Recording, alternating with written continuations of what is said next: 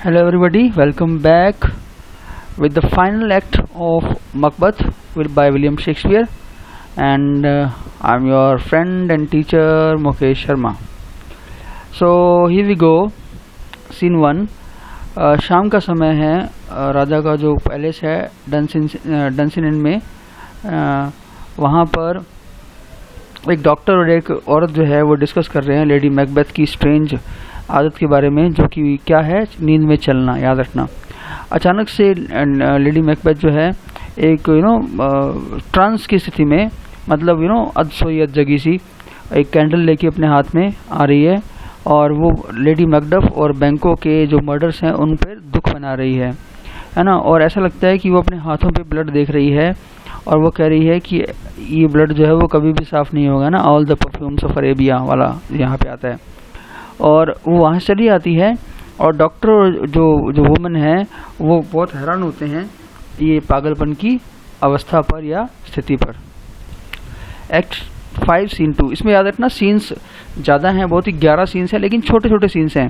तो कई सीन्स तो मतलब ओरिजिनल टेक्स्ट में भी आधे पेज से भी कम है, मतलब आधे पेज से भी कम, 30% ऑफ पेज, तो उनकी समरी और भी छोटी हो जाएगी। तो सीन 2 पे मूव करते हैं हम।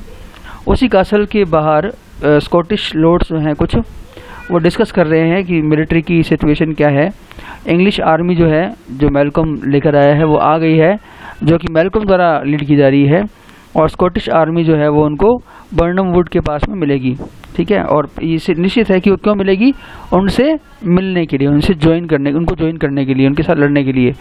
और जो तानाशाह है, जैसा कि लेनॉक्स कहता है ना, और दूसरे लॉर्ड्स भी कहते हैं मैकबेथ को, उसने क्या किया, डंसिन कासल को पूरी तरह से फोर्टिफाइड कर दिया है, मतलब क्या कर दिया उसने, इसको स्ट्रॉन्ग बना दिया है और अपनी मिलिट्री प्रिपरेशंस बना रहा है एकदम पागलपन की हद तक जाकर।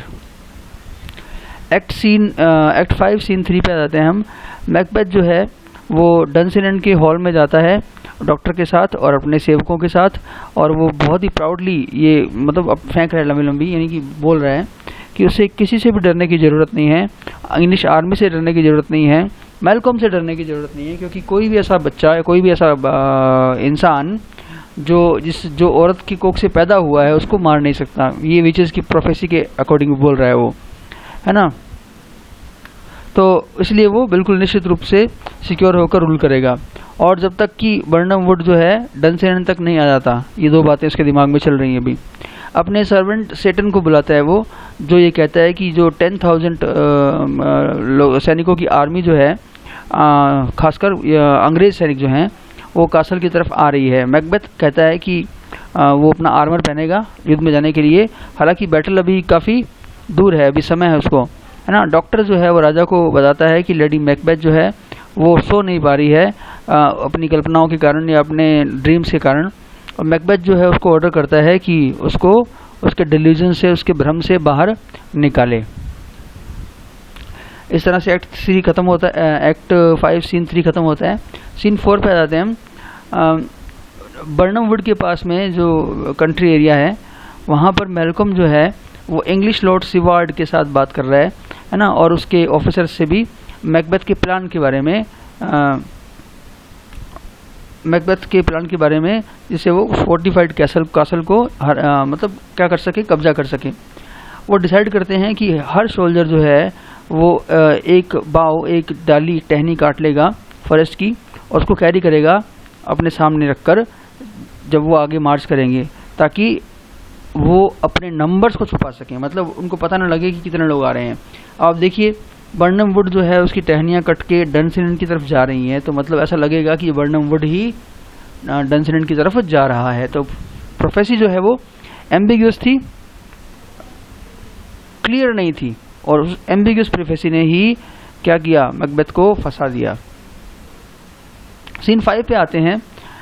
सीन 5 में वो बहुत ही फेमस सोलिलोक्वी आने वाली है। पहले मैं इसको नहीं पढ़ूंगा, पहले मैं समरी पढ़ देता हूँ, फिर उसके बाद इसको पढ़ेंगे अपन। कासल के अंदर मैकबेथ जो है वो बहुत ही गुस्से में ऑर्डर करता है कि सारे जो बैनर वगैरह होते हैं जो युद्ध के समय लगाए जाते हैं, झंडे वंडे, वो लगा दिए जाएं। और वो ये बोलता है बोस्ट करते हुए कि उसका जो कासल है वो एनिमी को दूर भगा देगा।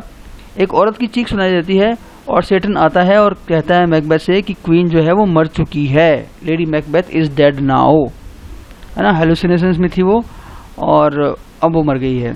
मैकबेथ जो है वो शॉक्ड हो जाता है और बहुत ही इमोशनलेस होकर बोलता है समय के बारे में और घोषणा करता है अपनी फेमस सोलिलोक्वी में कि लाइफ जो है it is a tale told by an idiot. ये मेटाफोर है, it is full of sound and fury.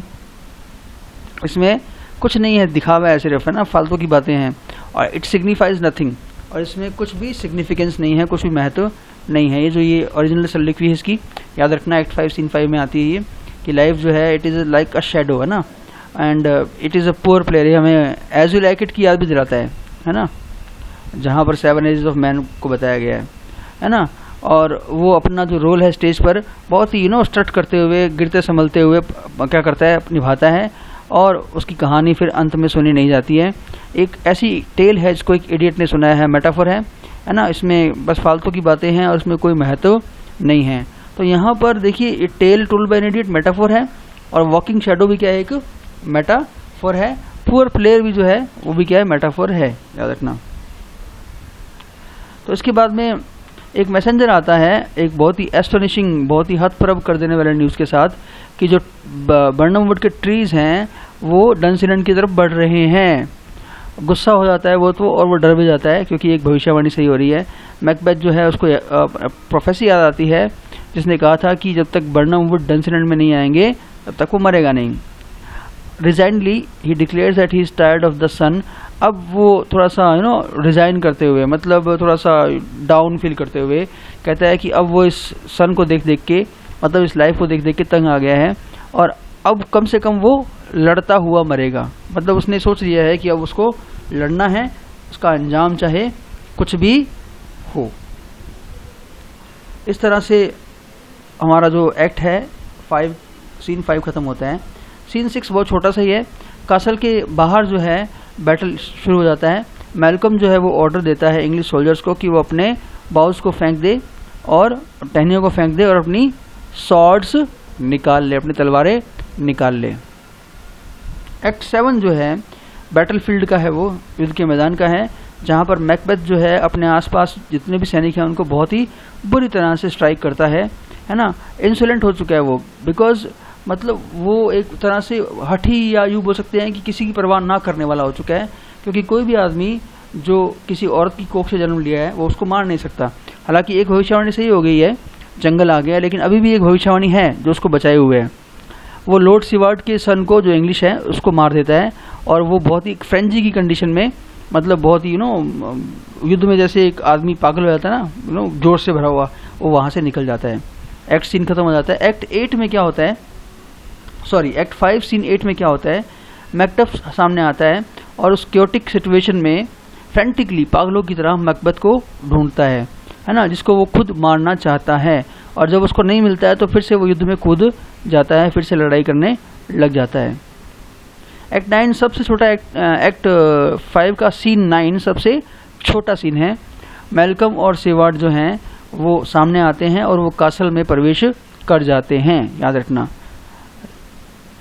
Act 5 scene 10 battlefield में कहीं और मैकबेथ जो है अंततः मैकडफ के सामने आता है।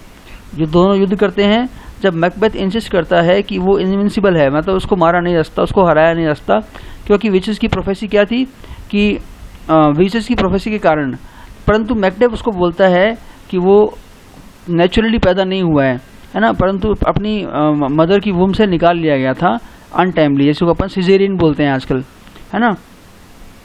मैकबेथ जो है अचानक से अपनी लाइफ के लिए डरने लग जाता है, उसको मौत का डर सामने दिखाई देता है, परंतु वो डिक्लेयर करता है कि वो सरेंडर नहीं करेगा और वो जो मैल्कम है उसके पैरों में गिरेगा नहीं, झुकेगा नहीं, है ना। And to be baited with the rebels curse का मतलब होता है आम आदमी के सामने झुकेगा नहीं, और वो लड़ाई करते करते वहाँ से एग्जिट कर जाते हैं, है ना। उनकी लड़ाई चलती है और इसी तरह से सीन 10 खत्म हो जाता है। सीन 11 पे आ गए हैं हम, जो कि फाइनल सीन है हमारे प्ले का। मैल्कम और सीवार्ड जो हैं, इंग्लिश जो लॉर्ड है एक, वो आपस में साथ साथ चल रहे हैं, है ना, कासल के अंदर, जो उन्होंने अब क्या कर लिया, कैप्चर कर लिया है। रोस जो है सीवार्ड को बताता है कि उसका बेटा मारा गया है। मैकडफ इतने में सामने आता है मैकबेथ के सिर के साथ। मैकबेथ का सिर उसने अपने हाथ में पकड़ रखा है और वो मैल्कम को राजा घोषित कर देता है स्कॉटलैंड का। मैल्कम ये घोषणा करता है कि उसके सारे थेन्स जो हैं वो अब अर्ल्स बना दिए जाएंगे। थेन जो है वो स्कॉटिश पदवी थी और अर्ल जो है वो इंग्लिश पदवी होती है according to the English system of peerage. English जो तौर तरीका है पदवियों का। They will be the first such lords in Scottish history.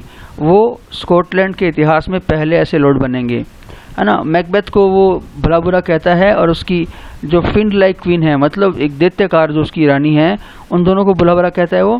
Malcolm जो है उन सबको अपने जो आसपास हैं अपना फ्रेंड कहता है और सबको इनवाइट करता है कि वो जब वो ताजपोशी करेगा अपनी, तो स्कोन जगह का नाम पहले भी आ चुका है, आपको याद होगा, जहाँ पे स्कॉटिश किंग जो है अपना राज मुकुट पहनते थे, तो वहाँ पे उन सबको इनवाइट करता है और इस तरह से मैकबेथ जो है वो ख़त्म हो जाता है।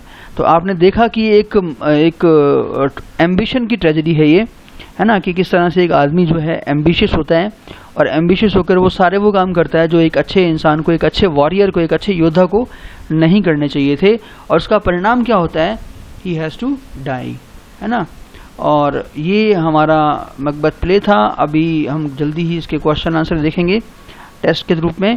That will be all in this video. Thank you.